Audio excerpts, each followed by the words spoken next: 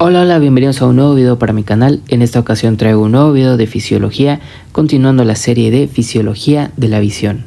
En el video pasado comencé hablando sobre lo que son los principios de la óptica y en esta ocasión ya toca hablar sobre lo que es la óptica del ojo. Antes de empezar, pues es necesario tener un breve repaso anatómico. Para empezar, pues el globo ocular se localiza en lo que es la órbita. Este globo ocular pues se caracteriza por tener tres capas, una capa fibrosa, una vascular y una capa interna. La capa fibrosa es la que vemos acá, se compone de la esclera en la parte posterior del globo ocular y se continúa adelante como una protrusión llamada córnea. La unión entre la esclera y la córnea se le denomina limbo de la córnea o también como la unión esclerocorneal. Ahora, en cuanto a la capa vascular, vamos a tener tres porciones, una posterior que corresponde a la coroides, una media que corresponde al cuerpo ciliar y una anterior que corresponde al iris. La porción posterior de la capa vascular pues es la coroides, que va desde lo que es el disco óptico hasta lo que son los cuerpos ciliares, que corresponde a la otra porción de la capa vascular. El cuerpo ciliar se compone de dos estructuras, de lo que es el músculo ciliar y lo que son los procesos ciliares, o también conocidos como lo que son las fibras zonulares, o también conocido como que es el ligamento suspensorio del cristalino.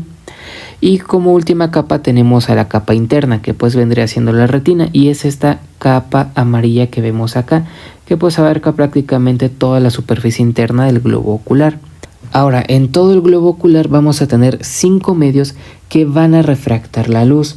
¿A qué me refiero con esto? Pues en el video pasado hablamos de que la refracción de la luz en sí pues es este fenómeno que tiene la luz, que cuando atraviesa un medio diferente al que estaba, cambia de dirección, ¿ok?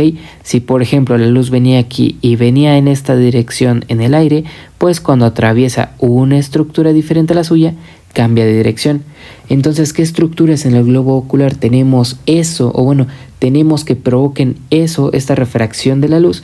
Pues tenemos primero a la córnea, es la principal estructura del globo ocular que refracta la luz. También tenemos a la cámara anterior, la cámara posterior con los humores que poseen, y el cristalino también sería la segunda estructura que más refracta la luz después de la córnea, y también lo que es el cuerpo vítreo. Ahora ya hay algo muy importante que no mencioné en la anterior diapositiva, y era que la capa interna, o sea la retina, podríamos encontrar dos porciones muy importantes: la porción de lo que es la papila óptica o el disco óptico y la mácula, cuyo centro se le denomina fóvea. Vamos a hacer un acercamiento. Este es un fondo de ojo.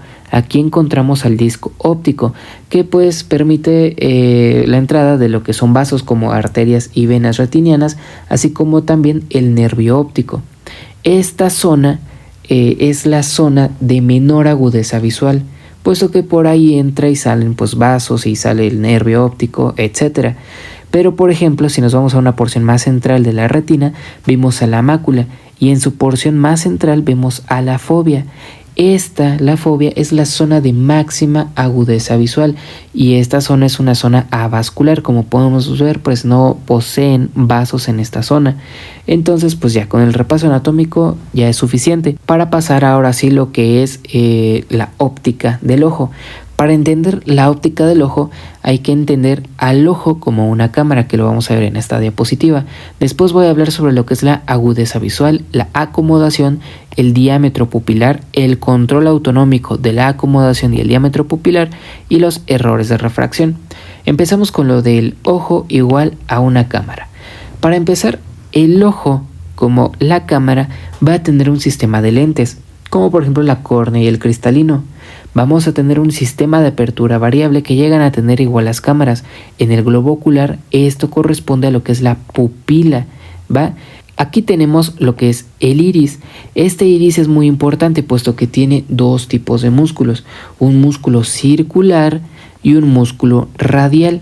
Y estos músculos son muy importantes puesto que controlan el tamaño de la pupila, que viene siendo nuestro sistema de apertura variable.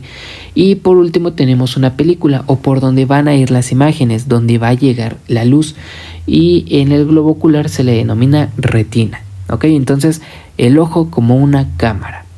Y pues hay algo muy importante, y es que los lentes de aquí del globo ocular, los principales serían la córnea y el cristalino, van a tener un poder dióptrico diferente. En sí, si sumamos todo el poder dióptrico del globo ocular, qué cosas o qué estructuras generan el poder dióptrico, pues tenemos a la córnea, el humor acuoso, el cristalino, el humor vítreo. Esas estructuras pues son las principales estructuras del globo ocular que nos pueden generar un poder dióptrico. Para recordar un poquito del poder dióptrico, vamos a entender que cuanto más amplia sea la desviación de los rayos por una lente, mayor es el poder dióptrico. Por ejemplo, si tenemos esta lente convexa pero que no tiene tanta angulación, que no está tan gruesa, vamos a ver que su poder dióptrico, que se mide en dioptrías, va a ser de 1, puesto que sus rayos los van a converger a una distancia de 1 metro a partir de la lente, ¿va? Pero si por ejemplo tenemos otra lente que pues es más gordita, que es más gruesa, que tiene mayor angulación, vamos a ver que tiene un poder dióptrico medido en dioptrías de 10, o sea, tiene 10 dioptrías. ¿Por qué? Porque el punto focal, el punto donde convergen todos estos rayos de luz, va a ser aproximadamente a 10 centímetros. Entonces, esto es el poder dióptrico, estas son las dioptrías. Entonces, si nos vamos al globo ocular, estas estructuras como la córnea y el cristalino también tienen un poder dióptrico. Y si sumamos el poder dióptrico de todas estas estructuras, nos va a dar un poder dióptrico de 59 dioptrías, cuyo 2/3 van a corresponder de la córnea y 20 dioptrías van a corresponder aproximadamente al cristalino. Por eso les decía en un inicio que tanto la córnea como el cristalino son las estructuras que más refractan la luz en el globo ocular, siendo la córnea la número 1, teniendo un poder dióptrico de 2/3 del poder dióptrico total del globo ocular. ¿Para qué nos va a servir entender todo esto de los poderes dióptricos, de que si refracta la luz más la córnea o no? ¿Para qué entender que el ojo es como una cámara? Nos va a servir puesto que todo el conjunto del globo ocular, todas las estructuras, la córnea, la pupila, el iris, el cristalino, los humores, todo nos van a servir para que los rayos de luz incidan de mejor forma y bien focalizados en lo que es la retina, para que la luz llegue principalmente a lo que es la zona de máxima agudeza visual, lo que es la fóvea, ¿ok? La fóvea central. Y ahora pasando a lo que es la agudeza visual. La agudeza visual es la capacidad del ojo para percibir detalles pequeños y distinguir objetos claramente a una distancia predeterminada. Esa es la agudeza visual.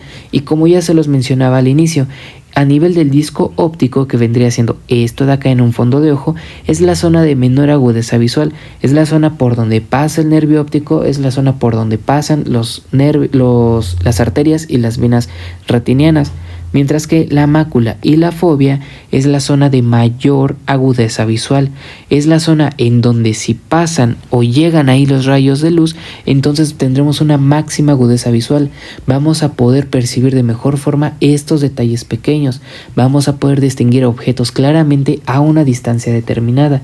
Eso es la agudeza visual y esta es la zona donde hay mayor agudeza visual. Y ahora hay algo muy importante, que aparte de tener el cristalino o la pupila que nos ayuden a enfocar mejor los rayos de luz a esta zona de acá de la mácula y la fóvea, como lo vamos a ver más adelante, también tenemos a los movimientos de los ojos, que también nos ayudan para que los rayos de luz incidan de mejor forma en la fóvea, ¿ok? También los movimientos de los ojos nos ayudan a tener esta agudeza visual.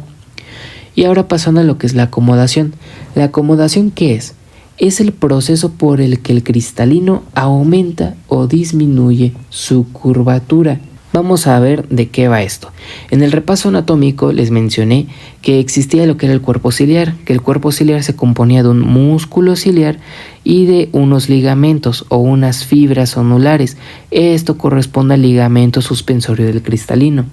Ahora, hay algo muy importante, que en una visión lejana, por ejemplo, imaginen que estamos viendo un árbol a una distancia mayor a 6 metros, correspondería a una visión lejana. Más de 6 metros ya se corresponde a una visión lejana. Entonces, para nosotros poder ver de mejor forma el árbol, o sea, para poder ver de mejor forma sus colores, sus bordes, su nitidez, sus ramas, todo, necesitamos necesitamos el proceso de acomodación. necesitamos que el cristalino se acomode. Vamos a ver de qué forma. Entonces, vamos a ver al árbol a más de 6 metros de distancia. ¿Qué es lo que va a pasar? Aquí el músculo se va a relajar. Y esto va a producir que el músculo se achique, por decirlo así, se haga más delgadito. Y como se hace más delgadito, o sea, se hace más para acá, estas fibras se van a tensar, ¿ok? Se van a poner más rígidas. Y al tensarse este ligamento suspensorio del cristalino, el cristalino se va a aplanar, como se ve en la imagen. Entonces el árbol que estaba hasta acá en una distancia mayor a 6 metros, cuando nosotros lo veamos, los rayos de luz van a incidir de mejor forma o se van a refractar de mejor forma en la retina, gracias a esta forma que optó el cristalino. ¿Qué es lo que pasa en una visión cercana? Imaginen ahora que nos acercamos al árbol, que vamos a ver de mejor forma al árbol, o nos vamos a acercar. ¿Qué es lo que va a pasar? Aquí el músculo ciliar se va a contraer. Y al contraerse el músculo ciliar, dense cuenta que se hace más gordito en esta parte. Entonces, como se hace más gordito y como se acerca más al cristalino, entonces estas fibras se van a elongar, se van a poner más flojitas. Entonces, como se hacen más flojitas estas fibras, entonces el cristalino se va a redondear, produciendo así que cuando veamos el árbol que está más cerquita, pues entonces los rayos de luz, gracias a esta redondez del cristalino que se formó, pues estos rayos de luz incidan de mejor forma en la retina.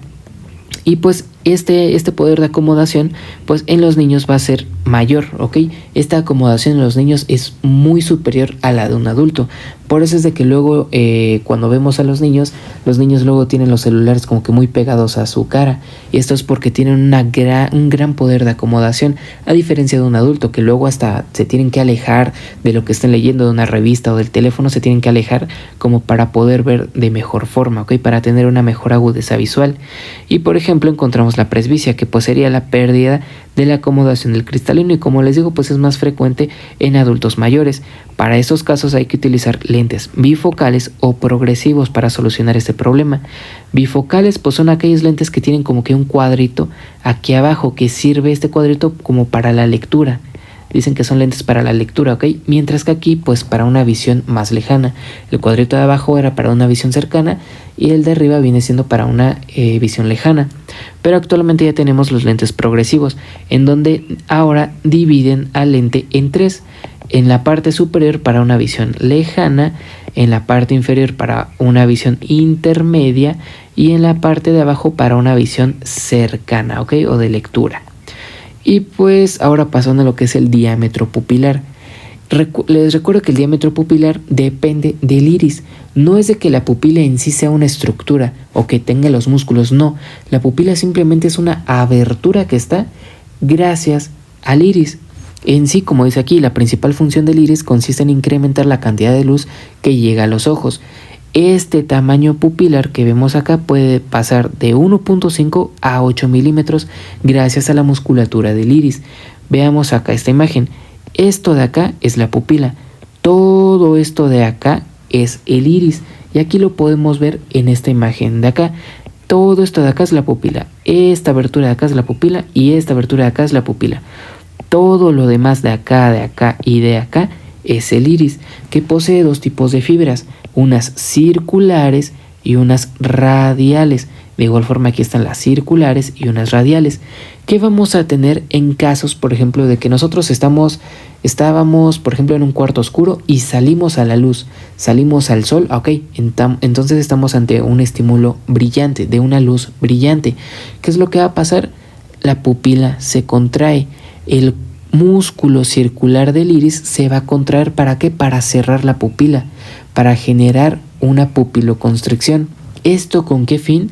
De que como estamos en un medio de mucha luz, de muchísima intensidad de luz, esto nos sirve que al cerrar la pupila no entren o no penetren tantos rayos de luz sobre la pupila y dañen la retina. Caso contrario, ¿qué pasaría si por ejemplo nos metemos a una habitación muy oscura? Lo que va a pasar es de que la pupila se dilate gracias a que se contraigan los músculos radiales o longitudinales del iris. Esto lo hace para que, como estamos en una habitación muy oscura, pues que entren más rayos de luz y podamos ver de mejor forma en la oscuridad. constricción de la pupila está dado por una inervación parasimpática, como vamos a ver más adelante, mientras que en la oscuridad y la dilatación de la pupila está a cargo por una inervación simpática. La contracción de la pupila se le denomina miosis pupilar, mientras que la dilatación de la pupila se le denomina midriasis pupilar. Ahora pasamos a lo que es el control autonómico. En el control autonómico, para todos estos procesos de tanto la pupila como la de la acomodación del cristalino, vamos a tener dos tipos de inervación. Una inervación parasimpática, de la que va a estar a cargo el músculo ciliar y el esfínter del iris. El músculo ciliar nos va a ser útil para la acomodación y pues el esfínter del iris va a ser importante para lo que era la miosis, ¿ok? Para cerrar la pupila. Mientras que una inervación simpática nos va a dar para la función de las fibras radiales del iris, entonces para la dilatación pupilar, mientras que también nos va a dar una función para los músculos extraoculares. Y ya por último, pasando a lo que son los errores de la refracción. Para empezar, vamos a tener hipermetropía y miopía. Vamos a ver ejemplos en los que toda esta cámara que era como el globo ocular, falla. Que por ejemplo falle en el tamaño del globo ocular, que falle en la córnea, que falle el cristalino. Vamos a ver qué tipos de errores en la refracción vamos a tener. Empezando por la hipermetropía y la miopía, vamos a tener que estos van a depender del tamaño del globo ocular, ¿va? Aquí tenemos una persona sana, una persona normal, tiene un adecuado tamaño del globo ocular. ¿Para qué? Para que todo el sistema de los lentes, y también involucrados la pupila, el iris y todo eso, refracten la luz a este punto de acá, refracten adecuadamente a la retina la luz. Pero ¿qué pasa cuando tenemos un paciente que tiene un globo ocular de un tamaño disminuido, como en este caso? Va a existir lo que es la hipermetropía, en donde los rayos de luz van a incidir por detrás de la retina. ¿Por qué? Recordemos que aquí tenemos la córnea, que tenía un gran poder dióptrico, ¿okay? Que tenía varias dioptrías. Esto generaba que los rayos de luz pues converjan en una distancia predeterminada, ¿ok? Aquí está el punto focal, pero como el globo ocular está más pequeño, la córnea está normal, la córnea no cambió su estructura, no cambió su curvatura, va a seguir mandando los rayos de luz a este punto. El problema es el globo ocular, que está más chiquito, por eso es que los rayos de luz atraviesan hasta acá. Esto sería un ojo hipermétrope. Ahora, ¿qué pasa cuando por ejemplo encontramos un globo ocular de mayor tamaño, de mayor longitud? Vamos a tener miopía. Aquí la córnea está normalita, está refractando como siempre los rayos de luz a este punto, pero como el globo ocular está más alargado, la retina está hasta acá, entonces el punto focal está por delante de la retina. Los rayos de luz llegan a enfocarse por delante de la retina. Y tanto en la hipermetropía como en la miopía vamos a tener una disminución de la agudeza visual. Nuestros pacientes no van a ver adecuadamente las imágenes. ¿Por qué? Porque los rayos de luz no están incidiendo adecuadamente sobre la retina, sino que en la hipermetropía estaban por detrás de la retina y en la miopía por delante de la retina. Ahora, ¿cómo vamos a tratar estos casos? Pues vamos a utilizar ciertos lentes. En el caso de la hipermetropía vamos a utilizar unos lentes positivos, unos lentes convexos, que por eso hice el primer video de la óptica de la visión, o bueno, principios de la óptica de la visión, para entender mejor este apartado. Así que si quieren entender muy bien este apartado, pues vayan a ver el video anterior. Entonces la hipermetropía se trata con lentes positivos, con lentes convexos. Si antes teníamos que en la hipermetropía los rayos de luz llegaban posterior a lo que era la retina, al colocar un lente positivo, ¿para qué? Para refractar aún más estos rayos de luz, van a hacer que estos rayos de luz converjan ahora sí en la retina.